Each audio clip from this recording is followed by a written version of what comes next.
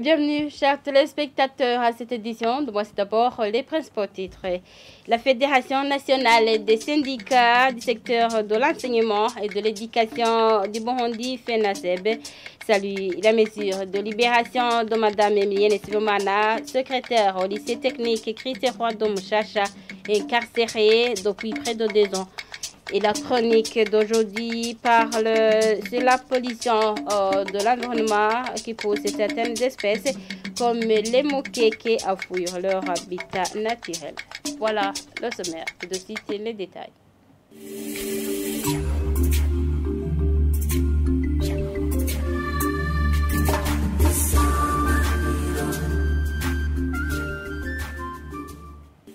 La page justice pour commencer cette édition. Emilienne Sibomana, secrétaire au lycée technique Christ Roi de Mouchacha, incarcérée depuis près de 2 ans pour avoir dénoncé des abus sexuels et rapportés à cet établissement scolaire, a été libérée ce jeudi. La Fédération nationale des syndicats du secteur de l'enseignement et de l'éducation du Burundi, FENASEB, salue cette libération et invite les défenseurs des droits de l'homme à prendre ce cas comme un modèle leur permettant de vaincre la peur des conséquences liées à leurs actions. Antoine Manouma, président de cette fédération, demande au ministère de l'Éducation à la réintégrer dans son service dans les brefs délais. Suivez-le. Au sein de la Fédération nationale des syndicats du secteur de l'enseignement et de l'éducation du Burundi, FENASEB, c'est une joie immense, un grand honneur après la libération, ce 21 novembre 2024, de notre camarade Sibomana Emilienne, qui était incarcéré injustement depuis près de 2 ans pour avoir dénoncé les abus sexuels dont étaient victimes les élèves filles du lycée technique Christ Roi de Gitega. La libération de Sibomana Emilienne vient nous réconforter parce qu'elle confirme que toutes nos interventions n'étaient qu'une pure vérité. En se référant à l'exemple de Sibomana Emilienne, les défenseurs des droits humains devraient vaincre la peur et surmonter la peur des conséquences liées à leurs actions, car la vérité finit par remporter. Nous saisissons cette occasion pour remercier tous ceux qui ont contribué pour parvenir à la libération de notre camarade Sibomana Emilienne. Que nos vifs remerciements parviennent aux médias, aux organisations engagées dans la défense des droits humains et à ses avocats. Nous demandons au ministère et à l'éducation, dans ses attributions, de procéder à la réintégration sans condition de Sibomana Emilienne afin qu'elle reprenne le service. Nous demandons au gouvernement de prendre toutes les mesures nécessaires en vue de protéger les défenseurs des droits humains, car ils sont utiles et contribuent efficacement dans la promotion et le respect des droits humains.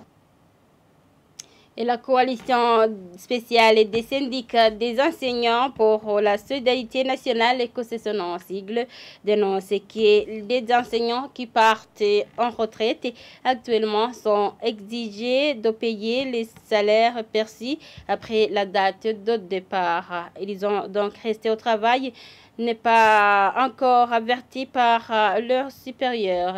Dans un communiqué de la coalition sorti ce jeudi, le vice-président de la COSESONA menace que les concernés comptent porter plainte à la justice puisqu'ils ont contraint de rembourser les salaires avant d'avoir accès aux documents de l'ONPR.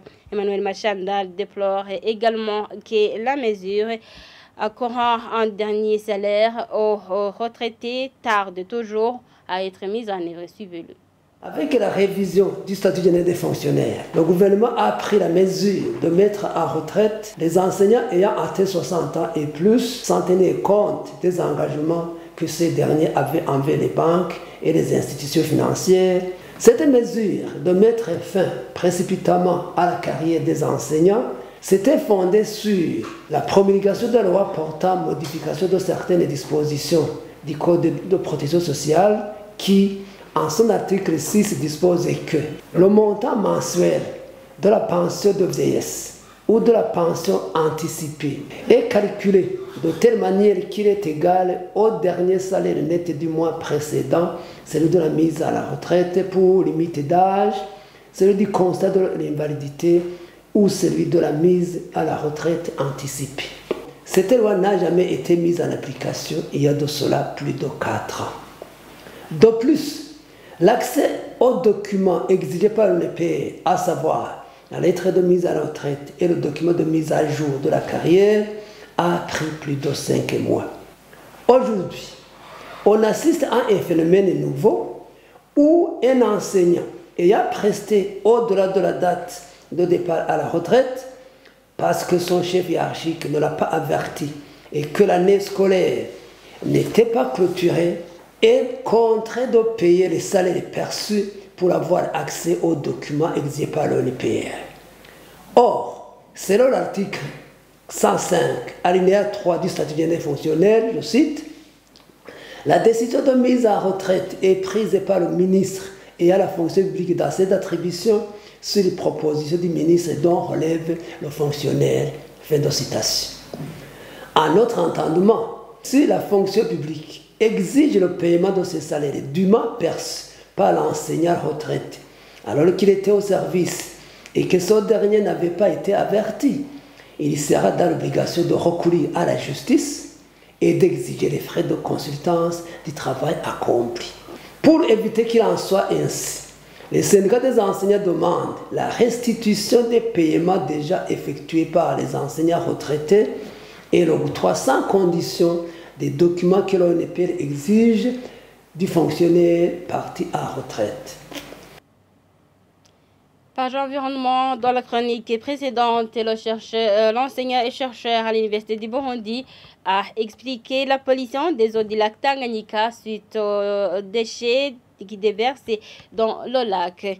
Dans la chronique d'aujourd'hui, Rémi-Marie Hundiza expliquait que cette pollution pose certaines espèces comme le mukeke à fuir leur habitat naturel.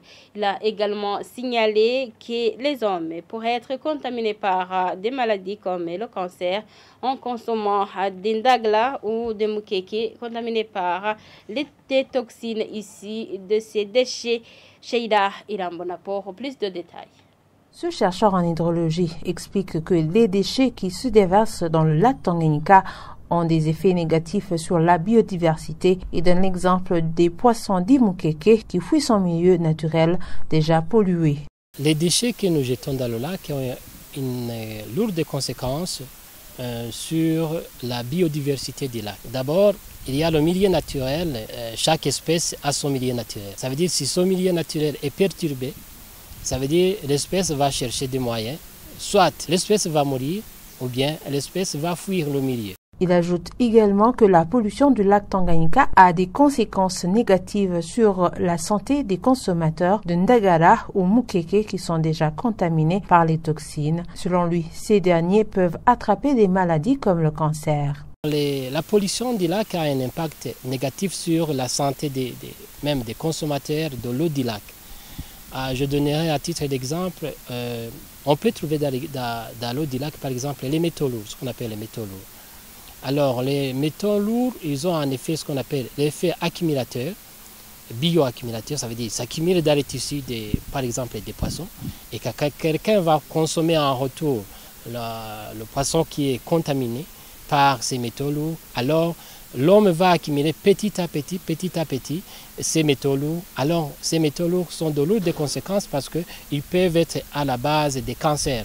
Et les cancers d'ailleurs que nous observons petit à petit, à grande échelle, même dans les hôpitaux maintenant. Rémi-Marie Nkulunziza appelle la population urbaine à bien gérer les déchets ménagers afin qu'ils ne finissent pas dans le lac Tanganyika. La protection du lac Tanganyika commence dans nos ménages. Donc il faut savoir gérer nos déchets. Les déchets que nous jetons dans le lac ou bien dans les rivières et qui au finish vont les charrier vers le lac Tanganyika. Commencer la gestion des déchets. Et c'est dommage d'ailleurs que même dans notre ville, Bujumbura, et même bien dans d'autres villes, on n'a pas de centre approprié pour la gestion des déchets. Parce qu'à défaut que certaines entreprises de collecte des déchets viennent ramasser les déchets, il y a des gens qui ne peuvent pas se payer le luxe. Mais aussi il y a le luxe de payer à chaque fois ces ramasseurs. Ces déchets qui sont produits pouvaient être gérés d'une autre manière dans un centre bien déterminé. Et malheureusement, on n'a pas ce centre. Alors les gens vont jeter les déchets là où ils peuvent. Mais il y a d'autres déchets, surtout en provenance des toilettes. Il y a des gens qui mettent des tuyauteries et la tuyauterie va faire sointer petit à petit des quantités de déchets et qui sont hautement pollués et qui vont se déverser dans les lacs. Ce chercheur en hydrologie demande également au gouvernement de bien aménager le dépotoir en suivant les normes exigées. L'actualité internationale, proclamation des résultats législatifs au Sénégal ce jeudi. Le PASTEF, le parti du président sénégalais Bassirou Diomaye Faye, remporté 130 des 165 sièges.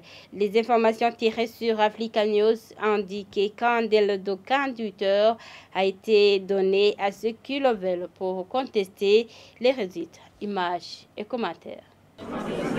Au Sénégal, le parti au pouvoir PASTEF obtient une large majorité parlementaire.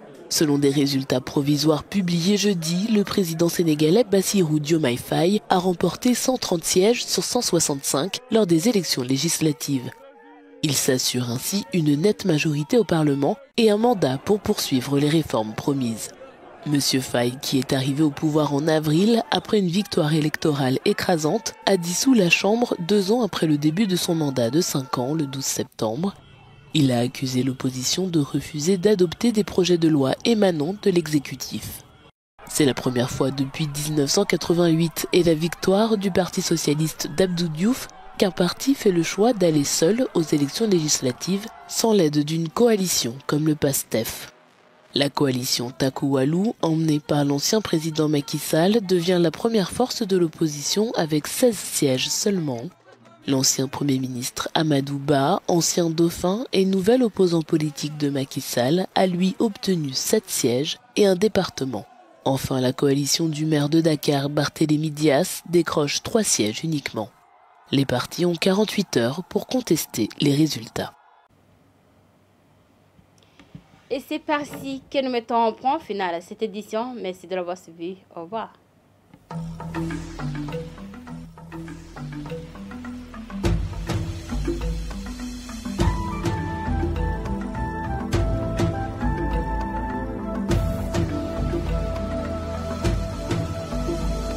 Isa